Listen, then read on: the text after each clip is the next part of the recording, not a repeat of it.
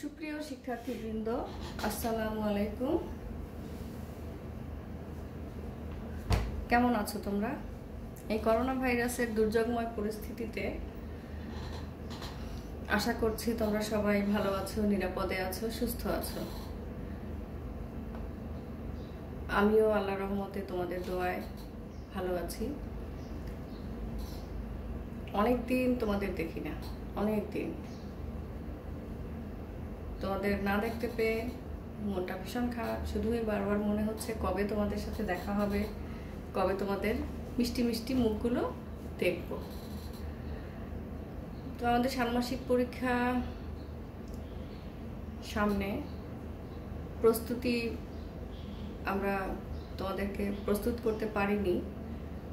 হঠাৎ করে স্কুল বন্ধ হয়ে যাওয়ায় আমরা ক্লাস নিতে পারিনি। তো স্কুল কর্তৃপক্ষ অনলাইন ক্লাস চালু করায় এখন তোমাদের সাথে যোগাযোগের একটা মাধ্যম হলো। আমি তো আশা করি যে তোমরা বাড়িতে লেখাপড়া করেছো, কারণ তোমরা এখন বড় হয়ে গেছো, তোমরা একেবারেই বসে নেই। তারপরেও তোমাদেরকে আরেকটু মানে পড়াটা আরেকটু গতিশীল করার জন্য আমরা সকল শিক্ষক মিলে তোমাদেরকে একটু একটু করে পড়া বুঝিয়ে দেওয়ার চেষ্টা করছি। তো আজকে আমি তোমাদেরকে যেহেতু আমি তোমাদের বাংলা শিক্ষক, তো আমি তোমাদেরকে বাংলা একটা টপিক বোঝানোর চেষ্টা করব। যদি তোমরা এতে একটু উপকৃত হও তো আমার পরিশ্রম সার্থক। তো এসো, আজকে আমরা পড়া শুরু করার আগে একটা ছবি দেখি। ছবি দেখলেই আমরা বুঝতে পারবো যে আমরা কি নিয়ে আজকে আলোচনা করব। তো তোমাদের পাঠ্য বই, বাংলা চারুপাঠ বইটা সবাই অবশ্যই হাতের কাছে রাখো, এবং সেটা আমরা যখন প্রয়োজন হবে আমরা মাঝে মাঝে খুলে দেখব। বইটা সবাই অবশ্যই কাছে রাখো। দেখো, আমি ছবি দেখাচ্ছি। এই যে দেখো, এখানে আমরা বিভিন্ন চেহারার, বর্ণের, বিভিন্ন পোশাকে আশাকে বিভিন্ন ধরনের মানুষ দেখতে পাচ্ছি। দেখেছ? দেখো, এই যে নারী, পুরুষ, কিশোর, যুবক, বৃদ্ধ সব দেখতে পাচ্ছি, এবং পোশাকে তাদের ধর্মটাকেও আমরা আলাদা করতে পারছি। দেখো, পারছি না? এই যে এখানে দেখো, আমরা পোশাকে তাদের ধর্মটাকেও আলাদা করতে পারছি। আচ্ছা, তাহলে বলো তো আজকের আমাদের পাঠের বিষয়বস্তু কি?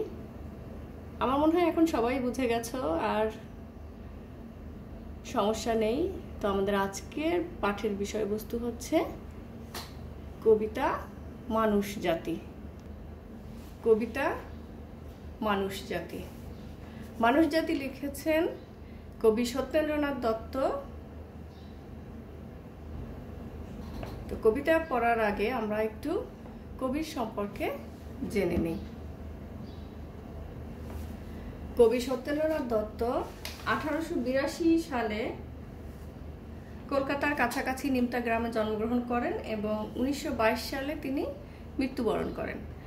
মাত্র 40 বছর তিনি আমাদের মাঝে বেঁচে ছিলেন, এবং এই 40 বছরে তিনি অনেক অনেক সুন্দর সুন্দর কবিতা আমাদের উপহার দিয়েছেন। বাংলা সাহিত্যকে তিনি অনেক বেশি সমৃদ্ধ করেছেন। তার কবিতা এত বেশি ছন্দময় হতো, এত বেশি ছন্দময় কবিতা তিনি লিখতেন, যে কারণে তাকে ছন্দের জাদুকর বলা হয়েছে।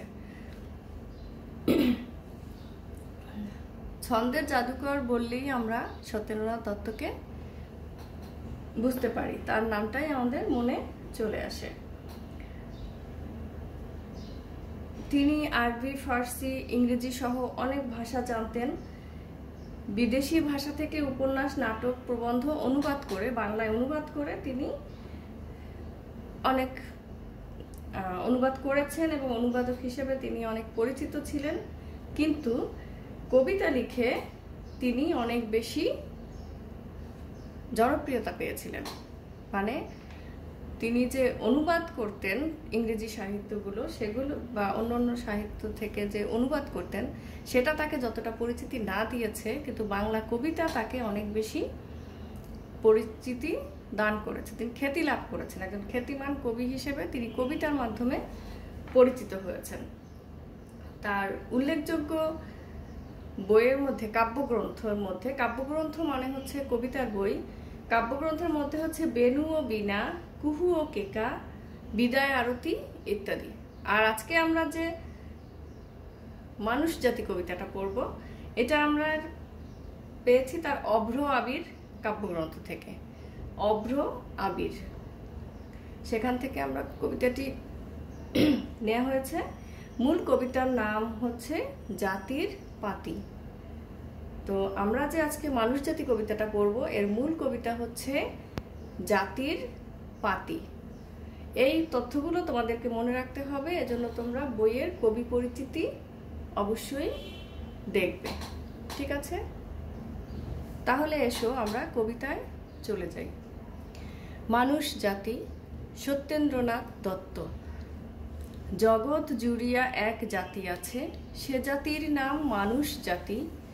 এক পৃথিবীর স্তন্যে লালিত, একই রবি শশী মোদের সাথী।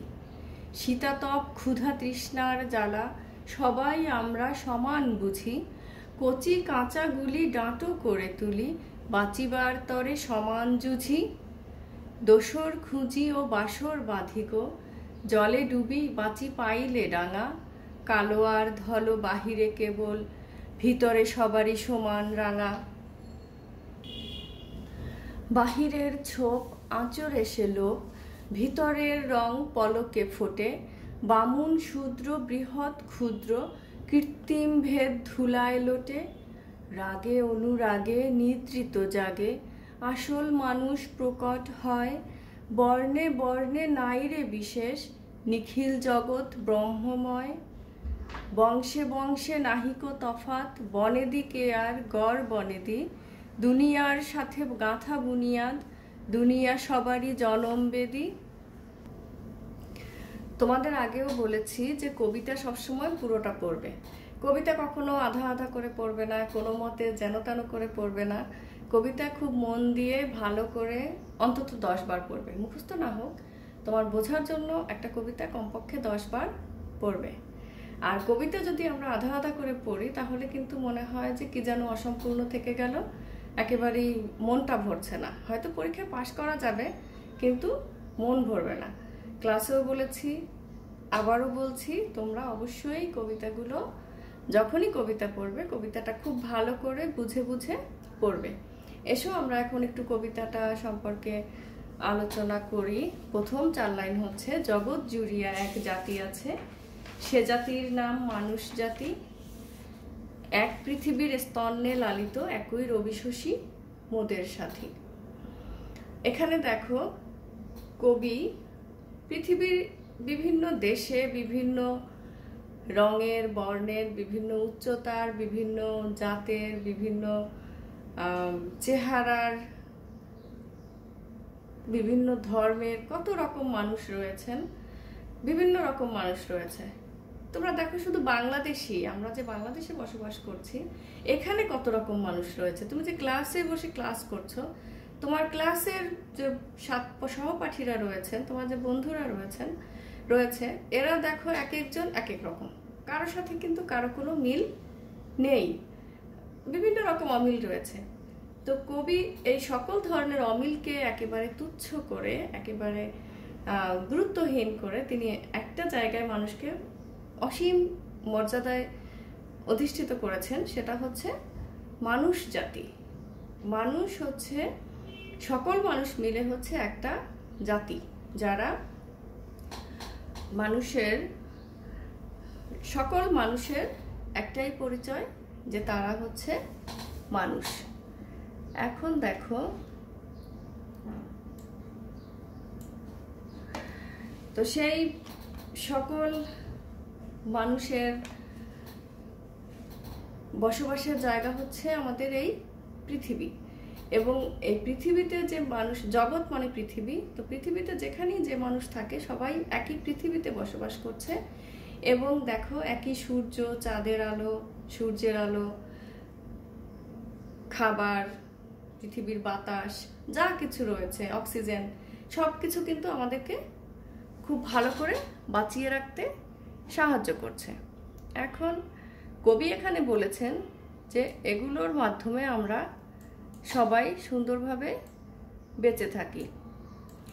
তো একজন মা যেমন তার সন্তানকে বুকে দুধ খাইয়ে পরম যত্নে মমতায় লালন পালন করে থাকেন, তেমনি পৃথিবীও আমাদেরকে তার সমস্ত কিছু দিয়ে, সকল মানুষকে তার সমস্ত কিছু উজাড় করে দিয়ে লালন পালন করে থাকে।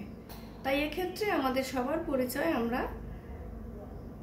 মানুষ, আমরা সবাই একই পৃথিবীতে বসবাস করছি। এর পরের 4 লাইন দেখো, শীতাতপ ক্ষুধা তৃষ্ণার জ্বালা সবাই আমরা সমান বুঝি, কচি কাঁচাগুলি ডাটো করে তুলি, বাঁচিবার তরে সমান জুঝি। দেখো প্রত্যেকটা মানুষের শীতের ক্ষুধার তৃষ্ণার যে অনুভূতি, এখানে অনুভূতিগুলো বলা হয়েছে সব মানুষেরই সমান, সবাই আমরা সমান বুঝি। তারপরে দেখো যে মানুষ যদি ধনী হয় তার কি শীত কম লাগবে? তার কি শীতের অনুভূতি কম হবে? ক্ষুধার অনুভূতি কম হবে? না, হবে না। আবার যে গরিব তার বেশি হবে? না, হবে না।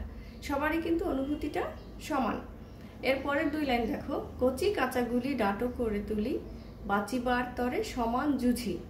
কচি কাঁচাগুলি বলতে বোঝানো হয়েছে ছোট ছোট যে শিশুরা রয়েছে, মানুষের যে বাচ্চাগুলো রয়েছে, শিশুরা রয়েছে, তাদেরকে প্রত্যেক বাবা মা অনেক যত্নে আদর করে ধীরে ধীরে বড় করে তোলে এবং প্রত্যেকটা ক্ষেত্রে জীবনের প্রতিটা পর্যায়ে তাদেরকে খুব শক্ত সমর্থ করে গড়ে তোলার চেষ্টা করেন। তোমরা যেমন স্কুলে লেখাপড়া করছো, এটা ওটা শিখছো, লেখাপড়ার পাশাপাশিও বিভিন্ন জিনিস শিখছো, বাবা মা বাড়িতে তোমাদের শেখাচ্ছে।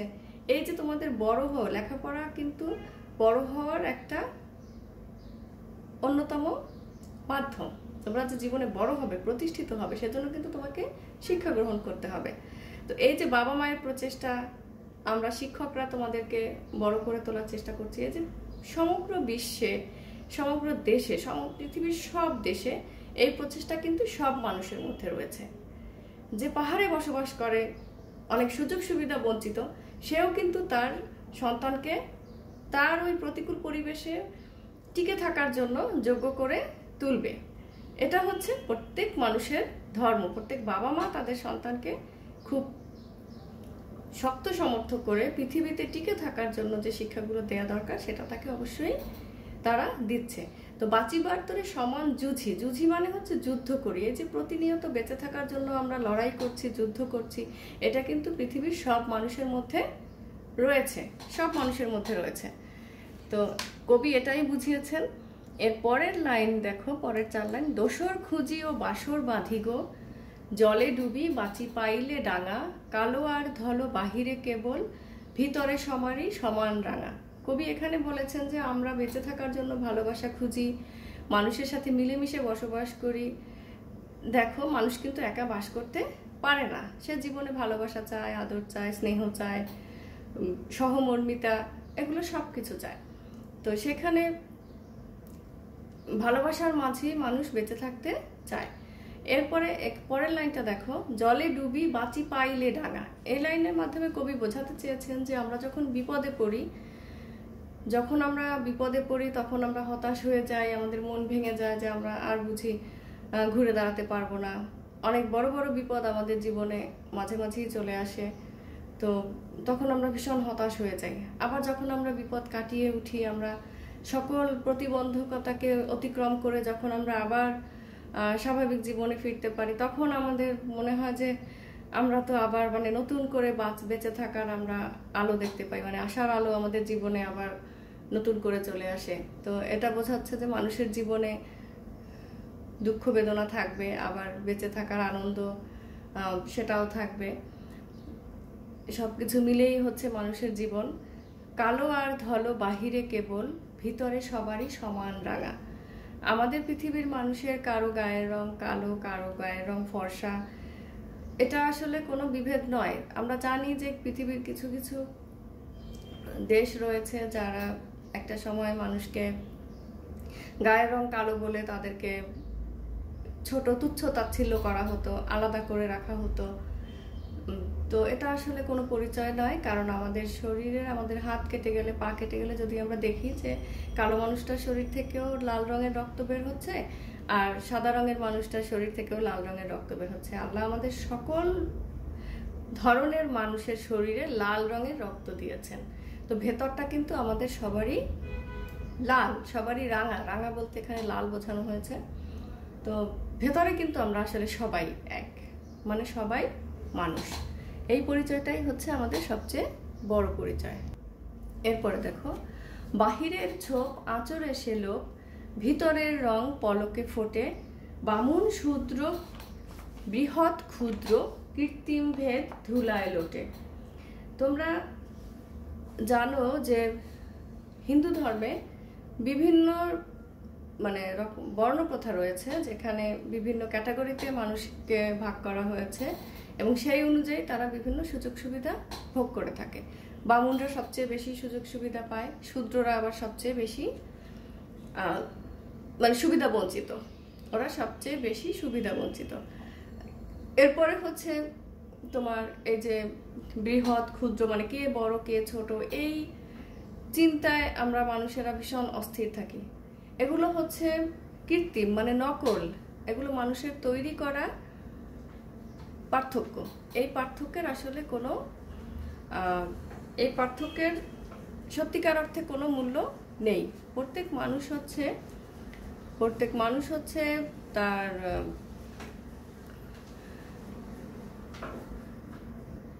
আসল পরিচয় হচ্ছে সে মানুষ, এবং তার আচার আচরণ ব্যবহারে তাকে অবশ্যই মানবতাবাদী হতে হবে এবং মানুষ হিসেবে তাকে পরিচিত হতে হবে। সোজা কথা, তাকে মানুষ হিসেবে পরিচিত হতে হবে।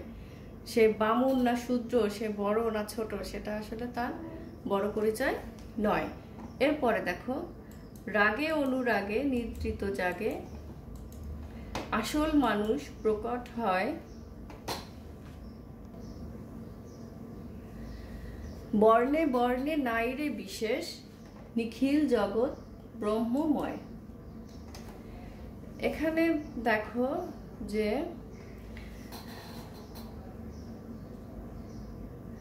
মানুষের আচার ব্যবহারে তার ভেতরের মনুষ্যত্ব প্রকাশ পায়। আর বর্ণে বর্ণে যে পার্থক্য, সেটার আসলে খুব একটা গুরুত্ব নেই। তো এখানে বলা হয়েছে যে মানুষের ব্যবহারই মানুষকে আসল মানুষ হিসেবে গড়ে তুলবে, এবং সারা পৃথিবী, নিখিল জগৎ মানে পুরো পৃথিবী, সৃষ্টিকর্তা আমাদের সৃষ্টি করেছেন সৃষ্টির সেরা হিসেবে।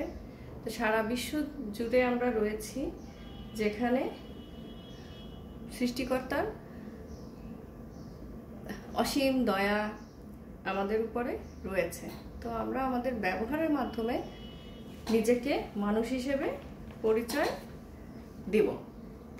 শেষের লাইন দেখো, বংশে বংশে নাহিক তফাত, বনেদি কেয়ার গড় বনেদি, দুনিয়ার সাথে গাঁথা বুনিয়াদ, দুনিয়া সবারই জনম বেদি। আমাদের যে এই উচ্চ বংশ নিম্ন বংশ, এখনো শুনবে যে মানুষ কথায় কথায় বলে, আরে আমি হচ্ছি ভীষণ উচ্চ বংশের মানুষ। আসলে বংশ কোনো পার্থক্য নয়। বংশ, ভালো বংশে জন্মানো সেটা হয়তো বা তার একটা বাড়তি সুবিধা হতে পারে, সুযোগ হতে পারে, কিন্তু বংশে বংশের কোনো পার্থক্য নয়। বনেদি ঘর, নিচু ঘর, এটাও কোনো পার্থক্য নয়। পৃথিবীর সাথে আমরা সবাই, পৃথিবীর সাথে আমাদের সম্পর্ক হচ্ছে মায়ের মতো।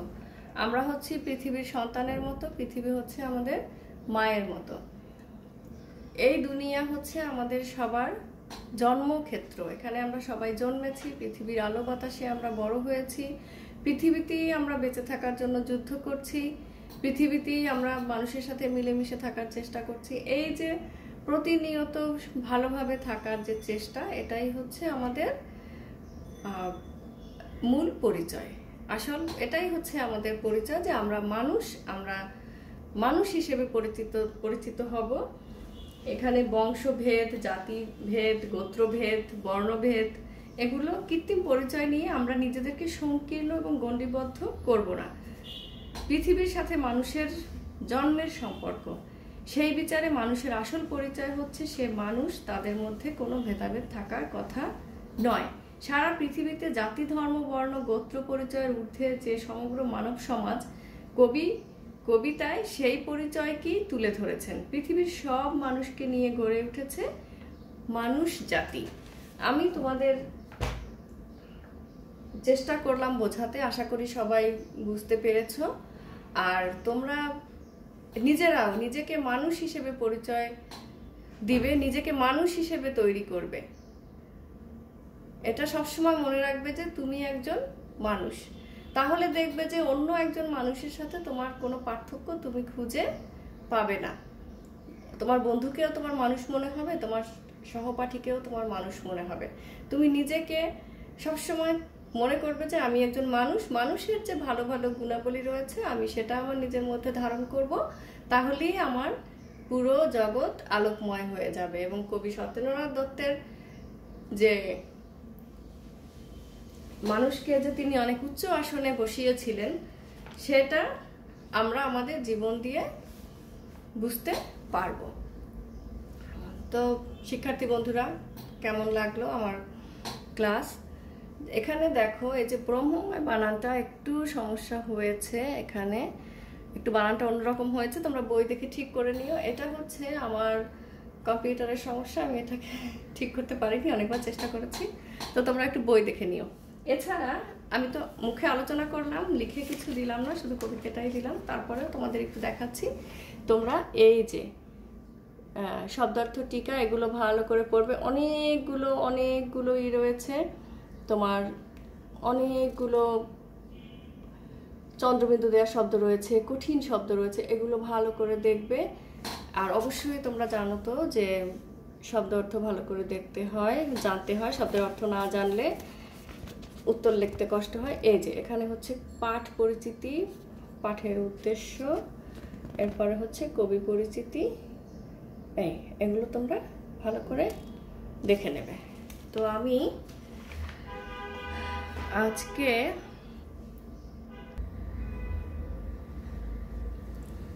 ঠিক আছে, তাহলে তোমরা সবাই ভালো থেকো, সুস্থ থেকো। আর যদি পড়া বুঝতে কোনো অসুবিধা হয় তাহলে তোমাদের ডায়েরিতে আমার ফোন নাম্বার দেওয়া আছে, আমাকে ফোন করো। আশা করি তোমাদের পড়া ভালো লেগেছে। আল্লাহ হাফেজ।